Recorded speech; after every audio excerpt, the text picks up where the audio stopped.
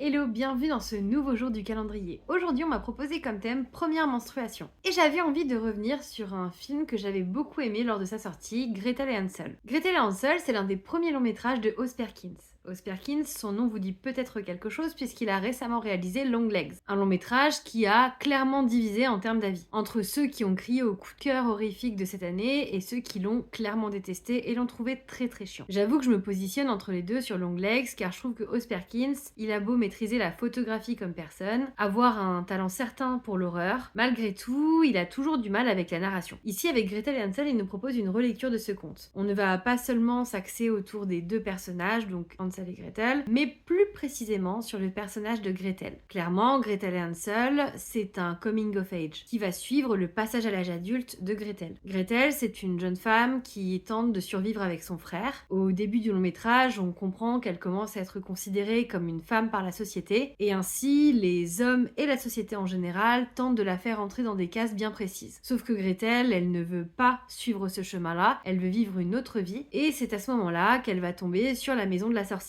Mais tandis que le conte d'origine est simplement une histoire de sorcière avec deux enfants qui se gavent sur une maison de pain d'épices, ici on sera plus sur une initiation à la sorcellerie pour le personnage de Gretel. Et c'est ça qui est plutôt chouette, c'est que on a cette vision plus contemporaine de la sorcière comme d'une nouvelle voie pour les femmes. Une voie féministe, une voie qui ne rentre pas dans les carcans, et cette image de la sorcière qui serait plutôt une femme libérée de toute contrainte de la société. Une femme qui est considérée comme une sorcière car elle n'évolue pas selon les codes. Et c'est en ça que je trouve que Gretel et Hansel est un long métrage très intéressant. Au-delà de ça, c'est aussi un long métrage qui est très très beau. Comme je vous l'ai dit tout à l'heure, Ozz Perkins, il est très bon en photographie. Ça se voit, son film est léché, il y a vraiment des teintes qui sont incroyables. Toutes les scènes ont l'air d'être pensées comme des tableaux, c'est vraiment incroyablement beau. Malgré tout, on restera tout de même sur notre faim avec Gretel et Hansel, même si cette relecture est plutôt sympathique. Mais ce qui est sûr, c'est qu'à chaque long métrage, Ozz Perkins fait toujours un peu mieux. Donc du coup, je suis très très curieuse de découvrir son prochain long métrage après Longlegs. Enfin voilà, j'espère que cette découverte ou redécouverte de Gretel et Hansel vous plaira. En tout cas, ce qui est sûr, c'est que le film est magnifique. Et moi, je vous dis à demain pour une nouvelle vidéo et un nouveau thème.